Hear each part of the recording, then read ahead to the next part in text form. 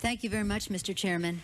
I want to join others in commending Ms. Hill on the excellent work that she and the members of her very able staff have performed.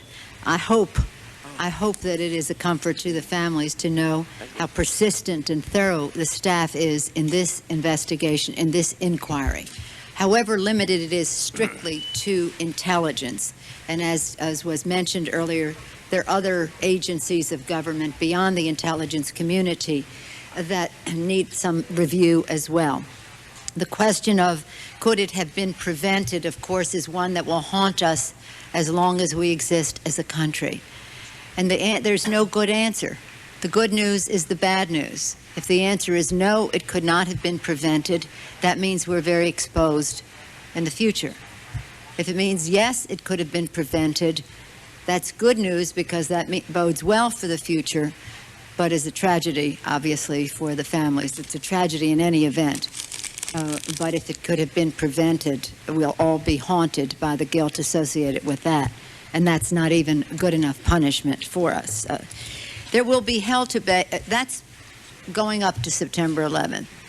Post-September 11th, if any of these agencies of government in the intelligence community are not dealing honestly with us, and by that I mean being forthcoming with information, if, as Mr. Shelby says, there's other information to come that we don't know about now, I believe there will be hell to pay for them, because we all assume that everyone is doing their best to protect our country, and they must help us get to the bottom of this. I trust that they are helping us all they can, but we must continue the inquiry. I think, as one who originally supported an independent commission, I was the original author of it, and we passed in committee, we failed on the floor. The idea, I think, is an important one. However, it does not in any way undermine the important work of this inquiry.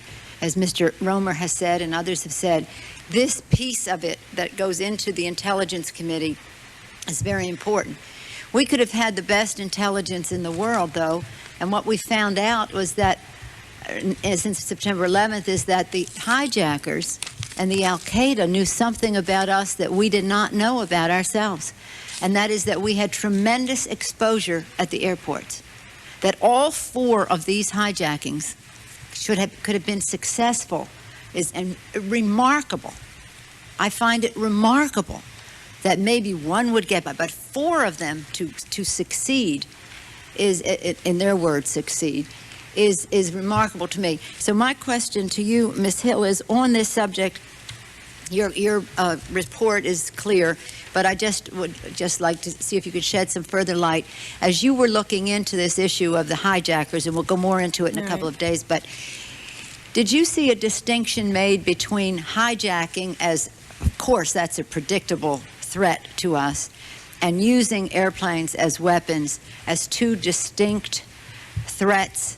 Because from our perspective of many of us, a hijacking is still the loss of many, many lives and should have been taken as seriously as hijacking with intent to do further damage. Well, we certainly, when we went out looking for information and requesting information from the agencies, distinguished it because we were asking for information on the use of aircrafts as weapons. So that would imply more than the usual just hijack a plane to get somewhere or take hostages or whatever.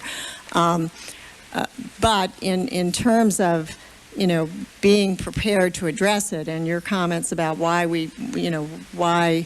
why they were able to hijack all 4 of these planes and our defenses were down, there's probably less of a distinction, and I point to the FAA FBI assessment that we quote in this staff statement. I think for that year, which was, I believe, 2000, they were looking at the whole terrorist threat to civil aviation. So they were not distinguishing between aircrafts as weapons or hijacking. And what was interesting about it is they were concluding that there was a small domestic threat. So they were not too concerned about any sort of terrorist threat to domestic U.S. aviation here in the United States as late as 2000.